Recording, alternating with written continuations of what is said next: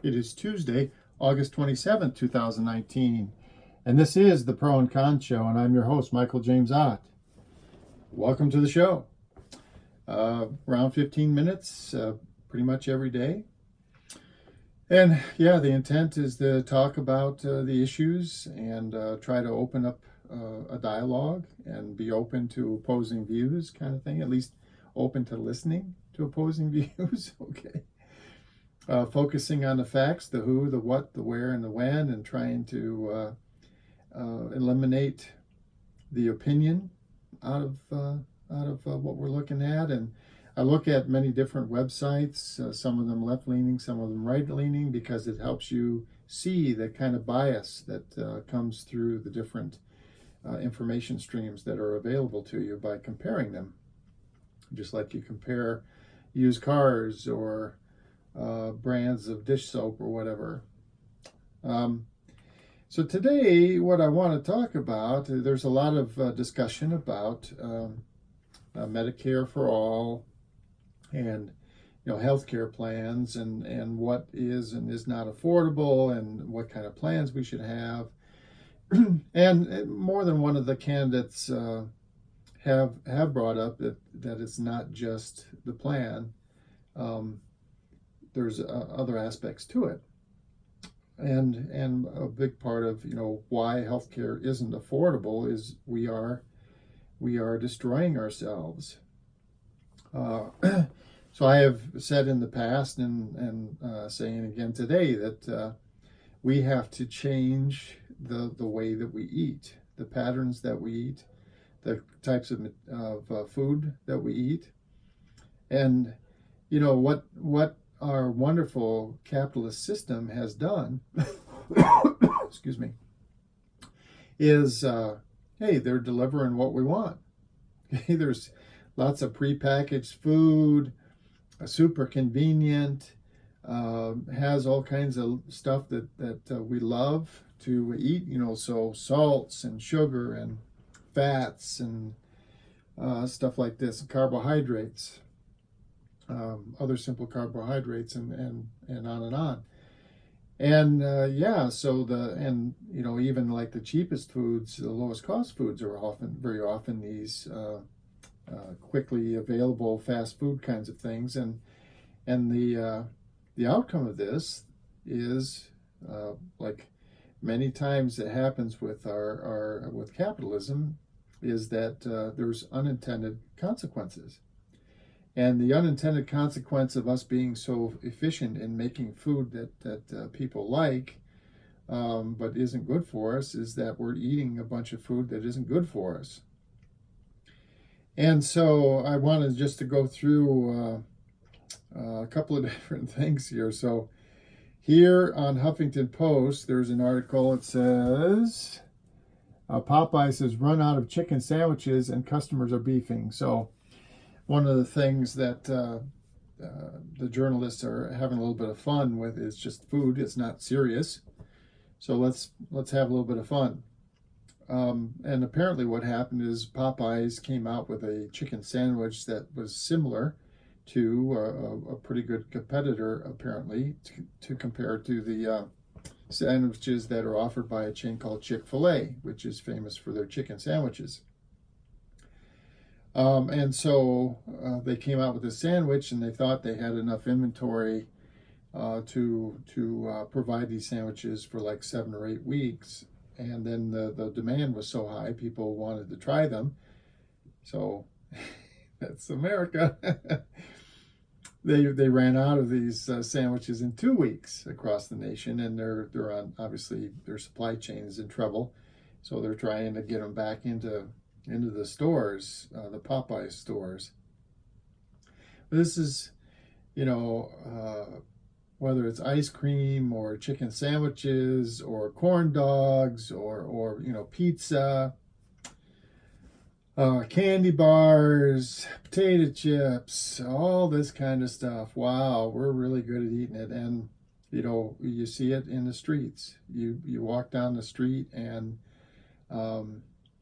almost every neighborhood that you'll be in, people are obese. I mean, the rate of obesity has skyrocketed over the last 10 to 20 years, and in direct correlation with how efficient and low cost the makers of these convenience foods have made them.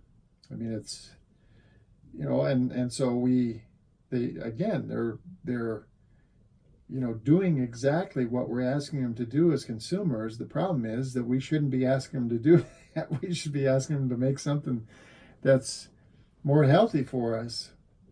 So lower in calories, lower in carbohydrates, lower in fats, lower in salts and sugars and stuff like that. So that was, anyway, Huffington Post. And then Breitbart has an article here. It says, KFC latest franchise to test plant-based meat for vegan market. So some people are waking up to the fact that we're eating pretty poorly, and they're going vegan, and there's various other diets as well. Vegan is amongst them, and so again, fast food trying to provide what a new and growing segment of the market is desiring, which is basically that fast food taste and availability, but without some of the materials that they find objectionable. Which, okay, to the extent that does that and works and gets rid of fats and salt and stuff like that, that's good. But they probably, almost certainly, when they do these things and make a replica out of vegetables or something, they make a meat replica, almost always chock-a-block. It's chock-a-block full of calories anyway, because they've filled it full of fats and stuff that they have gotten from plants, and then there's all kinds of artificial flavors and all this other stuff. But the bottom line is we're eating way too much of the wrong foods. So here's Fox News. They also recognize that Popeyes, with this chicken sandwich, they've declared war, if you will, on Chick-fil-A. So competition, which is the capitalist way. But there was a lot of frustration in the stores, and customers wanted these chicken sandwiches, expected them to be delivered, as a normal short order kind of thing, quick turnaround. And when they couldn't get them, they were starting to get angry with the employees. So what should we be doing? Well, same day on CNN, there's an article, Intermittent Fasting and a New Passion Helped Him Lose 95 Pounds. And this is what we should be doing. We should be changing the timing of what we're eating and changing what we're eating to get healthier and to do more exercise and that kind of stuff. And it's not just 60 minutes a day. That's a lot more than that. So let's just read this article and then we'll be finished for today, okay? So in May 2018, Jared Scalar's wake-up call was waiting for him when he got home from work. He opened the fridge and he saw 4 different pizza boxes from 4 different restaurants. It's pretty embarrassing, but it's the truth, he said. I just opened the door and it was just like, what am I doing here? He was at 285 pounds and he would sit on the couch and watch TV, and he had no energy after conquering the workday. That's one of the things. We're eating the wrong foods, and even though we're got loads of calories in, we still feel like we don't have any energy. Late night snacks included popcorn and ice cream, and the 27-year-old who works in sales for corporate strategies in Woodland Hills, California, realized that something had to change. And gradually, his clothes felt like they were getting smaller. And he said, it gets to the point where you realize that you're getting bigger, the clothes aren't getting smaller. And that's one of the many aha moments that he had. There were other epiphanies as well, he said. He missed the feeling he got when he used to play sports as a teenager. And he was also worried because there's a history of heart disease in his family. So together, he and his girlfriend decided to make a lifestyle change. And they talked about it before, but it was time to do it, and so this time it stuck. They didn't want to look back 20 years from now and realize they had made changes to be healthier then. I'm not quite sure what. Anyway, let's keep going. First, they would start going to the gym. Okay, so exercise, but they didn't want to put in the hours of fitness without having the right diet. So all their diets sounded too quick for what Skylar wanted to do, so he researched and he chose intermittent fasting. And he decided that would be a sustainable long-term option. So this is something that I do. I've discovered this myself, that you eat over a fairly short window, and then you give yourself a minimum of 16 to 18 hours without eating. And if you eat the right foods, you can eat pretty much, well, in that case, you can kind of, what I've found is I can eat just about anything I want within reason over that, 3, 4, 5 hour period. And then the fast for the 16 or 18 hours seems to do the job. He said, I liked time-restricted feeding because it allows you to naturally reduce your food intake without counting calories. You eliminate mindless nibbling in the evening, and you're also eating in sync with your circadian rhythm, so you're front-loading your calories, which is more favorable for weight loss. Anyway, this couple immediately noticed that their energy levels started to pick up, and they swapped out pizza for proteins like turkey alongside vegetables, and they used spaghetti squash instead of spaghetti and Greek yogurt instead of ice cream.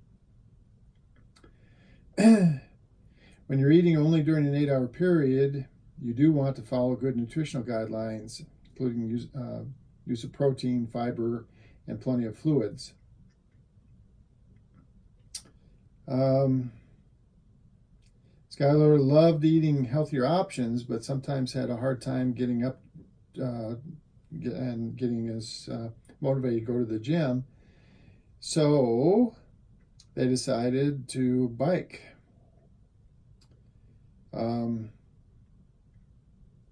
Skylar was also dealing with chronic hamstring issue discovered by his doctor after playing flag football. His doctor recommended low impact exercise, which led Skylar to try indoor cycling, and then he went to the gym 6 days a week and pedaled for 45 minutes a day.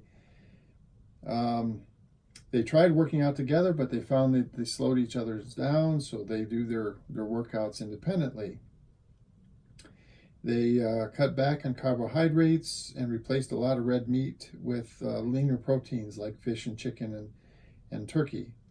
They became more conscious of what they were eating overall, making healthier choices. The first month, he had lost 15 pounds while cycling and starting intermittent fasting. It continued for the next 6 months.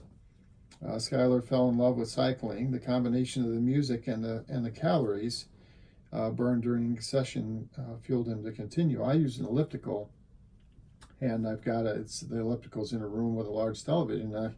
My treat is I watch television shows or movies while I'm on the elliptical. And the time goes by and I'm getting exercise. So that's a good way to do it. Skylar also found motivation when a close family member, again, remember the family has had heart issues.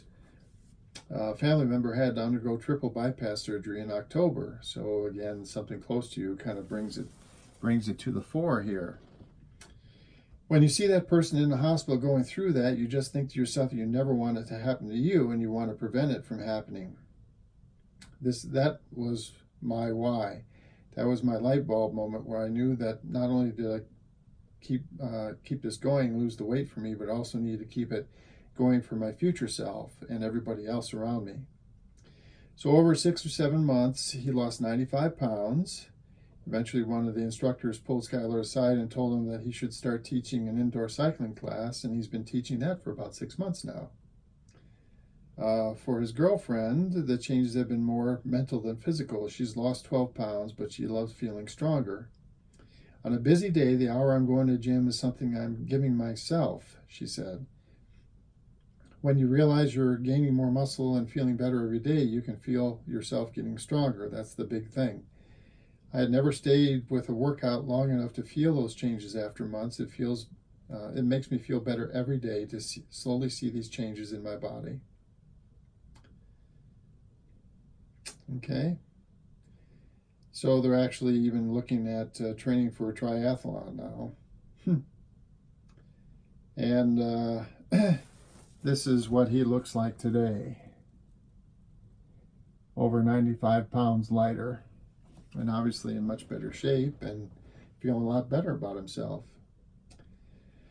So this is one of the, there's many aspects to this healthcare issue and lowering costs, and one of these things that's going to have to be part of it is, are you taking care of yourself? And if you are, then you should end up paying less or somehow get an incentive to keep doing that as part of healthcare going forward. It's just the way things have to be. You have to do something to prevent the cost of healthcare just skyrocket and be totally unaffordable. So anyway, so the Pro and Con Show for Tuesday, August 27th, 2019. Again, this has been Michael James Ott. Thanks for watching.